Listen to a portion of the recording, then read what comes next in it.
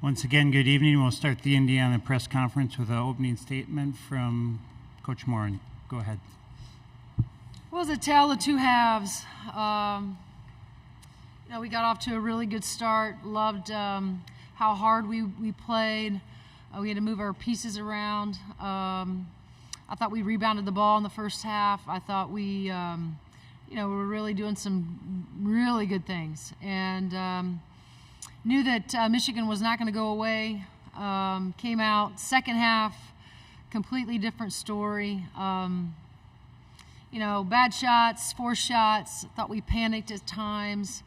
We only had 4 turnovers at half. We ended up with, them scoring 24 points off of our turnovers. 19 points of those, came off of our 10 turnovers in the second half. So, give Michigan credit. I thought Felia was really good tonight. Really just put her head down and attacked us. I thought Cameron Williams was a load on the inside as well. And then, Hansen knocking down the last couple threes. When we changed defenses. And, she had to step up and knock down some big shots for him. So we're really disappointed. But as I said to our guys, we have to continue to learn, even in moments like this. Turnovers have been something that, we've addressed. Being able to guard better off the dribble is something that we've addressed, and we didn't do either one of those good enough in the second half tonight. So, like I said, we're disappointed. Thank you, Coach. We'll move to questions for Sydney. First question right here in the front row. Yeah, Sydney, what happened when you got kind of shaken up, and how tough is that? You're already shorthanded to have to leave the floor for just 4 minutes. I mean, what was kind of going through your head, and how did you kind of get back out so quick? It's March. Things happen. It's frustrating having to leave the court, but, I wanted to be out there and, help as much as I could. So got to shake things off and get back on the court. Next question here in the front. Amanda Foster inside the hall. Sydney, you came up, had a lot of emotion on your face. Can you kind of just walk us through what you're feeling right now? I think I'm most disappointed because I know what this group is capable of. I know we could have made it to Championship Sunday. I know we're one of the best teams in the league, if not the best. And I think that's where I really got, emotional and upset, because I know we're enough, and I know we have enough pieces, even with Mackenzie and Lily, battling some injuries and stuff. Like, I know we still have enough pieces to be able to be a championship team, and so just pretty disappointed. Question here in the front. Todd Golden with CNHI. Sydney, what did Michigan do to kind of change things in the second half to make it tougher? They started attacking the basket really aggressively, and we had really trouble keeping Felia in front of us. And once we went to the zone, they started hitting shots in the zone, and turnovers lead to fast break layups, and it's hard to play defense when there are light ball turnovers. So I think that's really what happened towards the end of the game. Go ahead. I mean, this is not the way you wanted this to go, but you still have a bigger goal ahead. Can you guys maybe talk about sort of regrouping and looking ahead to the NCAA tournament? Of course. We talked about in the locker room a little bit. A lot of teams this week in the country are losing and their season's over. We have the opportunity to go do something exciting in March, and we know that. So this next week or two, just try and get as healthy as we can and bounce back harder. I mean, last year we lost early in the NCAA tournament, and I think that this year it's going to have a chip on our shoulder, and we're going to come out harder. Question in the back row. Kind of bouncing off of that question, this is a tournament unlike other conferences where the women's tournament comes before the men's, so now it's like that 1 week layover period. What does that look like for you guys, because you know that there are bigger goals ahead? Just being in the gym and trying to, like I said, get healthy and get up and down a little bit, and trying to just start preparing and watching film on this week's game, and just get ready for the tournament. It's going to be a fun one, so we're excited to kind of push this aside and start looking at the next season. Last question for Sydney here in the front. Mackenzie obviously brings so much to the team on and off the court. For you guys as players, just what's that adjustment like when she's not out there with you guys?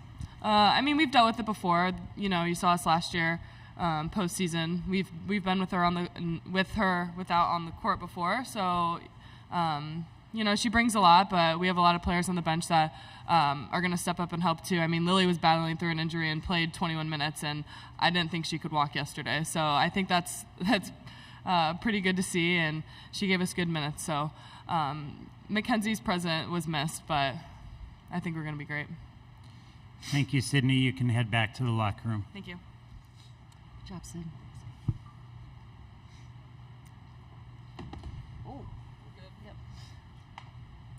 Questions for Coach Moran right here in the front?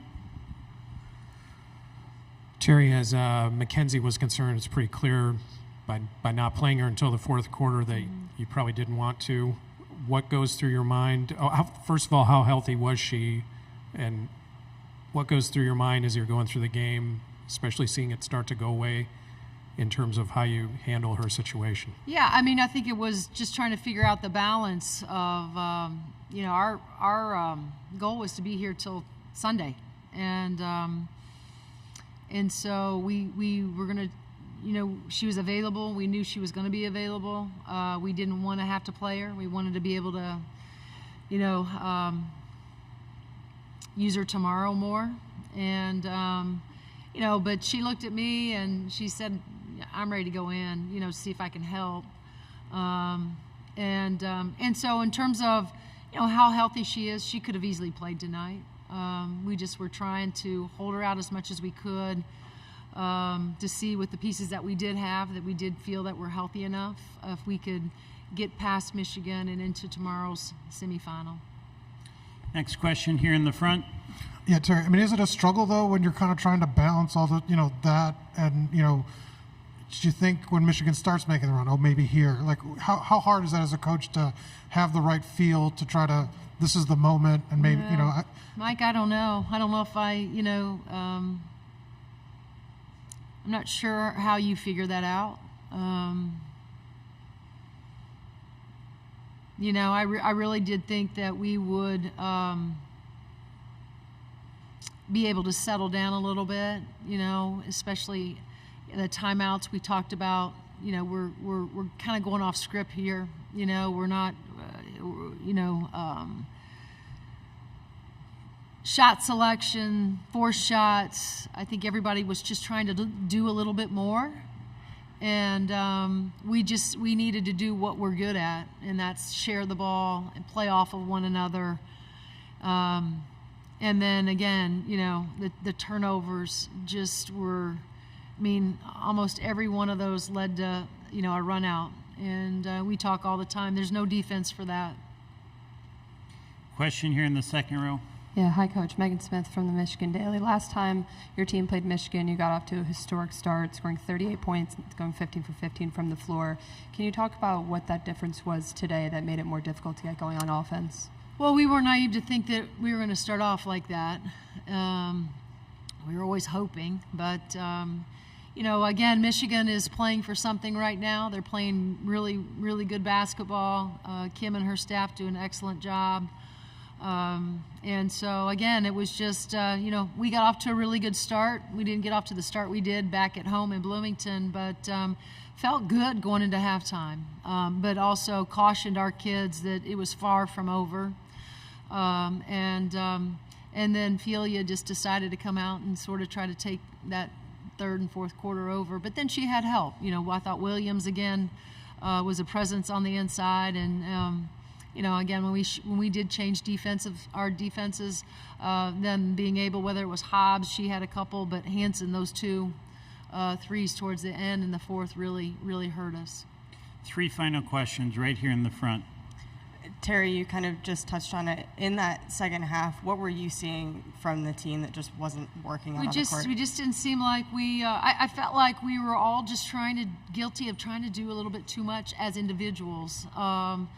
And, you know, that's what I love about this group so much, because they want to do the right thing. And sometimes the right thing is, you know, maybe, you know, being guilty of forcing shots and not taking better care of the ball. And so that's what there was a couple of moments where they came down and I kind of looked over like I'm not sure what that was and why we felt like we had to do it. And we were winning, we were up. It's a hard lesson, but I think we've been in those scenarios before where we've had a lead, we've been able to maintain a lead. Tonight we weren't. A lot of that has to do with Michigan. But tonight I just thought, like I said, we kind of lost our way there in critical moments. Question right here in the front.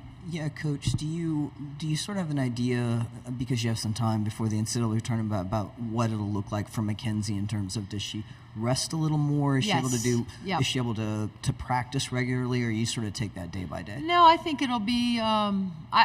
She's been in practice. Probably not early in the week. She was not, but it won't be like we did a year ago. Because this is, where she hurt her knee last year, so she needed that time off. She feels really good, which is very positive. And so I anticipate she, as well as, Sid's right, Lily really battled tonight. I'm kind of with Sid. I didn't know if she was going to be able to play at all tonight. So in that, and then, Sid's also been battling her own, foot injuries. So the 2 weeks in between is going to be really, really important for this group to get healthy. I do think when in the NCAA tournament gets here, I think we'll feel a whole lot different and much, much better. 2 quick final questions here in the front, and then the second row. Go ahead. Yeah, Terry, I know you're not going to feel sorry for yourself, but how hard is it to not have the best version of your team for now a second year at this time here? And it's not to say anything bad about the pieces you have, but just how hard is that? And I know it seems with the emotion with Sydney, it's kind of part of it. Is that hard to sort of when you're in this moment? Absolutely. It stinks. It really does. And, especially when they're such a great group and they're so connected and, we've had a great year, have been in some really tough battles in which we've won, a couple that we've lost. And so you want to, come into this tournament and have a chance because you came so close in the regular season of winning another one. And so this is, your last chance, for those seniors, especially for Mackenzie and Sarah and Ariel. And so, Mike, it stinks, that we kind of limped into this tournament. But I still admire this group and love them and appreciate, them giving everything they had in spite of all those things that right now haven't gone our way.